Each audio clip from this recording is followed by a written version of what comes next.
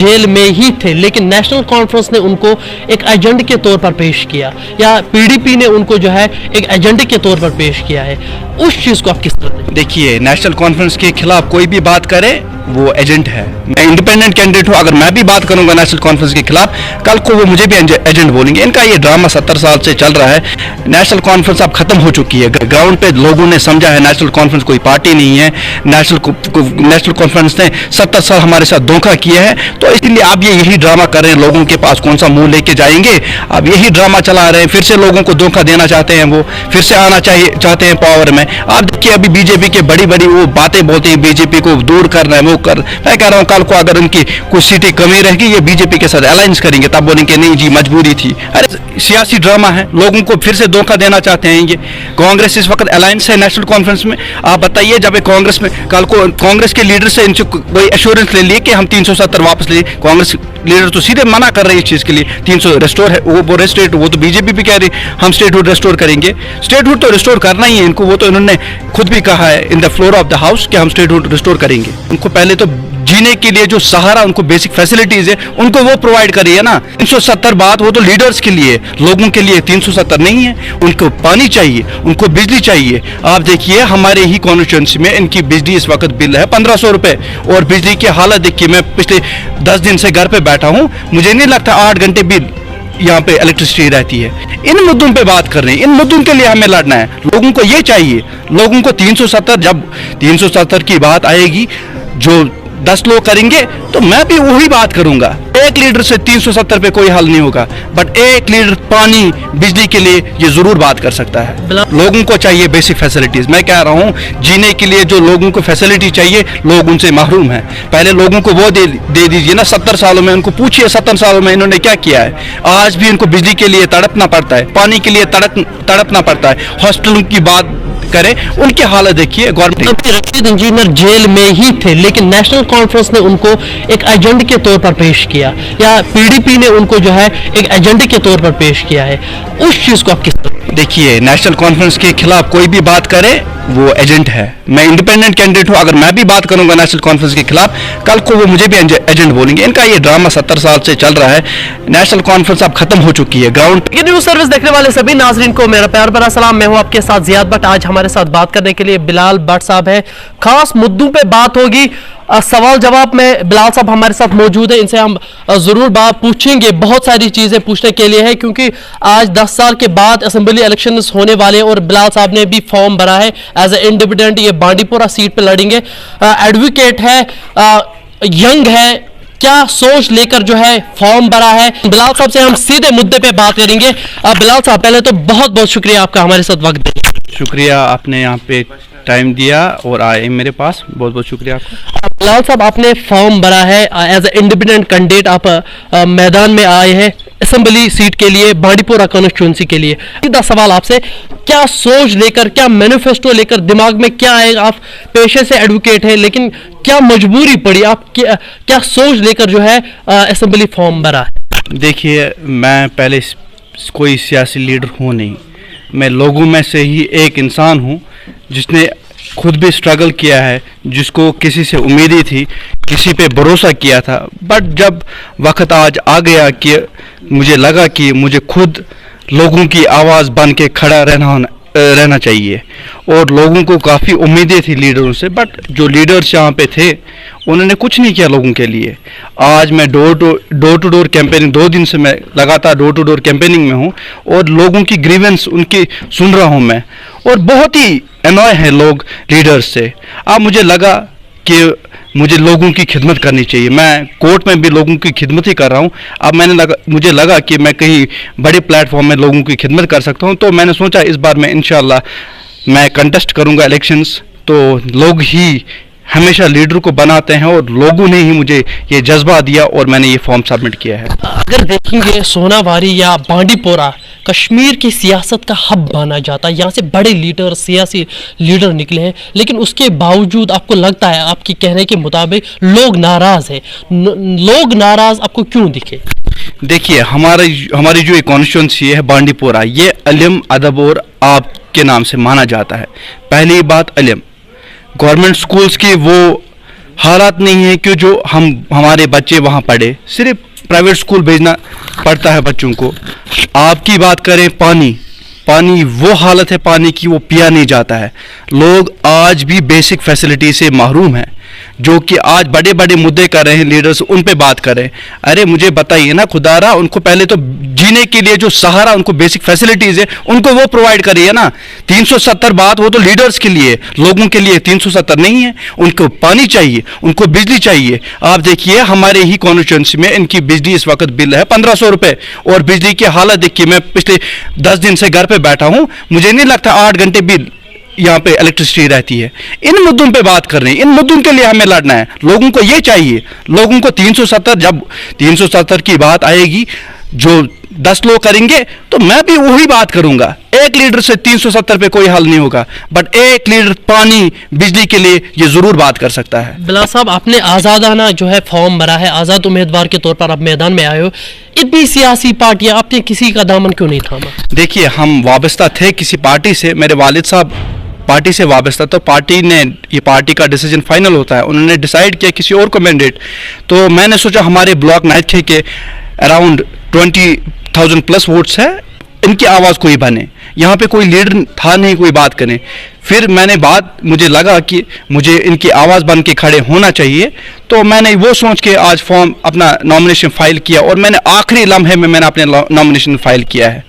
क्योंकि मुद्दे बड़े हैं, अगरचे नेशनल कॉन्फ्रेंस इस मुद्दे पे इलेक्शन लड़ रही है कि 370 को वापस लाएंगे, स्टेटहुड को वापस लाएंगे, या दूसरे मसाइल जो आज तारपोल और बिजली की लड़ाई नहीं है, आज शिनाख्त की लड़ाई होगी, यह नेशनल कॉन्फ्रेंस का मुद्दा है। उस मुद्दे को लेकर जो है लोगों के पास जा रहे हैं। अगरचे रशीद इंजीनियर की बात करेंगे, एक नई वेव आई थी, वो इस मुद्दे पे जो है लड़ रही है, या पीडीपी की बात करेंगे, दूसरे मुद्दे लेकर। अगरचे आप डेवलपमेंट की बात कर रहे हैं, वो डेवलपमेंट को सेकंड प्रायोरिटी देकर फर्स्ट प्रायोरिटी शनाख्त को दे रहे हैं। आप उस चीज को मद्देनजर रखते हैं, क्या उस चीज को छोड़ के जो है आप उभर पाएंगे? वो सही बात है, हमारी शनाख्त पहले है, फिर बाकी चीज़ें हैं। पर 370 का ये 70 साल से ये ड्रामा चल रहा है, 370 का लेके। इनके पास ये तो पावर में थे, इन्होंने तब जब ये टेम्परेरी प्रोविजन को लगा ये टेम्परेरी है, इन्होंने ये परमानेंट क्यों नहीं किया? इन्होंने रेजोल्यूशन क्यों नहीं पास किया? ये तो असेंबली में इनकी मेजोरिटी थी, इन्होंने हुकूमतें बनाई है, नेशनल कॉन्फ्रेंस ने, पीडीपी ने, कांग्रेस ने। आज ये 370 का ये ड्रामा लेके लोगों के पास आ रहे हैं। ये कोई मुद्दा नहीं है। लोगों को बेवकूफ़, जो 70 साल से बेवकूफ़ बना रहे हैं लोगों को, आज भी बना रहे हैं। लोगों को चाहिए बेसिक फैसिलिटीज़। मैं कह रहा हूँ, जीने के लिए जो लोगों को फैसिलिटी चाहिए, लोग उनसे महरूम हैं।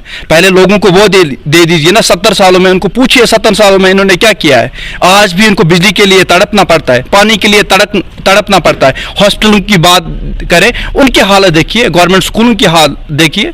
अरे हमें पहले बेसिक फैसिलिटीज। क्या आप ये कहना चाहते हैं, क्या आप यह कहना चाहते हैं कि 370 मुद्दा नहीं है, 370 को लेकर जो है टारगेट जो चीजें बना रही है वो नहीं है, लोगों को जो बेसिक फैसिलिटीज है वो उनको दीजिए, वो उसमें खुश है?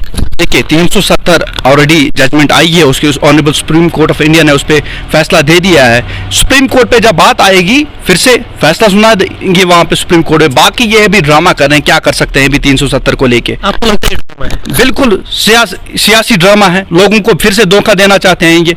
कांग्रेस इस वक्त अलायंस है नेशनल कॉन्फ्रेंस में। आप बताइए, जब कांग्रेस में कल को कांग्रेस के लीडर से इनसे कोई एश्योरेंस ले लिए कि हम 370 वापस ले, कांग्रेस लीडर तो सीधे मना कर रहे हैं इस चीज के लिए। 300 रेस्टोर है, वो रेस्टेट, वो तो बीजेपी भी कह रही हम स्टेटहुड रेस्टोर करेंगे। स्टेटहुड तो रिस्टोर करना ही है इनको, वो तो इन्होंने खुद भी कहा है in the floor of the house कि हम स्टेटहुड रिस्टोर करेंगे। कह रहा हूं, लोगों को बेवकूफ 70 सालों से बनाया जा रहा है, और आज फिर से वही प्लेटफॉर्म पे आए हैं, फिर से लोगों को धोखा, और वही धोखा जो 70 सालों से दे रहे हैं वही धोखा फिर से दे रहे हैं लोगों को। चलिए, ये बड़ी बातें तो होगी, लेकिन अगर सोनावारी की बात करेंगे, सोनावारी में खासकर नेशनल कॉन्फ्रेंस का जो है हमेशा कब्जा रहा है। नेशनल कॉन्फ्रेंस का इस सीट पे हमेशा जो है मौका दिया गया है नेशनल कॉन्फ्रेंस को। नेशनल कॉन्फ्रेंस ने सोनावारी के लिए किया? मैं सिंसिकी में बात नहीं करूंगा, वो वही लीडर बताएंगे जो वहां से कंटेस्ट कर रहे हैं। मैं अपनी बांडीपुरा की बात करूं, ब्लॉक नाइथे की खासकर बात करूंगा, जिनकी मैं आवाज बन के आया हूं। आज इस प्लेटफॉर्म को चुना है कि मैं लोगों की आवाज बनूं, मैं उसकी बात करूंगा। कॉन्स्टिट्यूंसी में हमारी सोनावारी को मुझे उस पर कोई बात नहीं करनी। मैं बांडीपुरा को आज लोगों को आज रिप्रेजेंट कर रहा हूं, मैं उनकी ही बात करूंगा। लगता है आपको बांडीपोरा में उभर पाएंगे, क्योंकि सामने उस्मान मजीद है, सामने निजामुद्दीन है, बड़े बड़े लीडर है जिन्होंने काफी बार जो है यहाँ से जीत हासिल की है। इस चीज को टैकल करना आप किस तरह जो है लोगों के पास जा रहे हैं, किस मैनिफेस्टो को लेकर जो है जा रहे हैं, आप लोगों को क्या एक अगर आप लोगों को कोई एक स्ट्रॉन्ग सॉलिड रीजन देंगे कि वो आपको चुने, क्या होगा वो आपकी तरफ? देखिए, पहली बात मैं ये कहूँ आपको, जो ही मैं डोर टू डोर कैंपेनिंग में गया, मैं लोगों के यही मैं कह रहा हूँ कि बेसिक फैसिलिटी से महरूम है। मुझे यही सुनने को पड़ रहा है आज कि हमारी सड़कें नहीं है, हमें पीने के लिए पानी नहीं है, हमारी देखिए बिजली की हालत, बिजली हमारी रहती नहीं है, और बिजली 1500 हमें वो इनकम ही नहीं है, वो बेचारे वो उस पर ना 1500 रुपये वो भर सके। उन पे बात करें, उन पे गौर करना है हमें। लोगों की ग्रीवेंसेस बहुत है, लिस्ट बहुत बड़ा है। सही बात। आहिस्ता आहिस्ता जीरो से हम स्टार्ट करना। मैं किसी ऐसे बैकग्राउंड से नहीं हूं कि मैं बोलूँगा नहीं मेरे वालिद साहब कोई बड़े लीडर रहे हैं या उनका ये ग्राउंड पे, हमने हमेशा ग्राउंड से स्टार्ट किया है। आज मैं जीरो से स्टार्ट कर रहा हूँ, लोगों से जुड़ रहा हूँ। इंशाल्लाह मुझे उम्मीद है कि लोग मुझे चुन के। बिलाल साहब, इंजीनियर रशीद की बात करेंगे, क्योंकि अगर देखेंगे पार्लिमानी इलेक्शंस में एक वेव चली थी इंजीनियर रशीद की। उमर अब्दुल्ला को एक टाइम के सीएम रहे हैं, सजाद गनी लोन एक्स मिनिस्टर रहे हैं, लेकिन उनको हराया इस इंजीनियर वेव। क्या ये फिर से लौटेगी? क्या जम्मू कश्मीर में फिर से इंजीनियर जो यहाँ से राज करेगा? इस चीज पर जो है आप नजर बनाए होंगे, क्योंकि सियासी लीडर आप बन चुके हैं, किस तरह देखते हैं? मैं वही कह रहा हूँ, फिर से मैं वही बात दोहराऊंगा, 70 साल लोगों के साथ धोखा हुआ है। लोग बड़ा तंग हो चुके थे इन लीडरों से। अब नया फेस आ चुका है इंजीनियर रशीद के रूप में, लोगों ने जिताया उनको।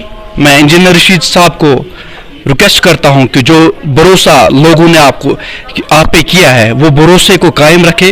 वो 70 साल के बाद जो लीडरों ने आप पे भरोसा किया है, उस भरोसे को ना तोड़े। इससे पहले भी कई लीडर जेल में गए हैं, बट जो ही जेल से बाहर आए हैं उन्होंने लोगों का भरोसा था। मुझे उम्मीद है इंजीनियर रशीद साहब वो भरोसा लोगों ने उन पे किया है, उस भरोसे को कायम रखेंगे और किसी का ये यहाँ पे इम्प्लीमेंट कोई जो पॉलिसी है वो नहीं करेंगे। जो लोगों की आवाज़ है उनको ही बुलंद करेंगे और लोगों की ही आवाज़ आगे पार्लियामेंट पे वो उस पे बात करेंगे। अभी रशीद इंजीनियर जेल में ही थे, लेकिन नेशनल कॉन्फ्रेंस ने उनको एक एजेंडे के तौर पर पेश किया, या पीडीपी ने उनको जो है एक एजेंडे के तौर पर पेश किया है। उस चीज को आप किस तरह? देखिए, नेशनल कॉन्फ्रेंस के खिलाफ कोई भी बात करे वो एजेंट है। मैं इंडिपेंडेंट कैंडिडेट हूं, अगर मैं भी बात करूंगा नेशनल कॉन्फ्रेंस के खिलाफ, कल को वो मुझे भी एजेंट बोलेंगे। इनका ये ड्रामा 70 साल से चल रहा है। नेशनल कॉन्फ्रेंस अब खत्म हो चुकी है। ग्राउंड पे लोगों ने समझा है नेशनल कॉन्फ्रेंस कोई पार्टी नहीं है। नेशनल कॉन्फ्रेंस ने 70 साल हमारे साथ धोखा किया है, तो इसीलिए आप यही ड्रामा कर रहे हैं। लोगों के पास कौन सा मुंह लेके जाएंगे?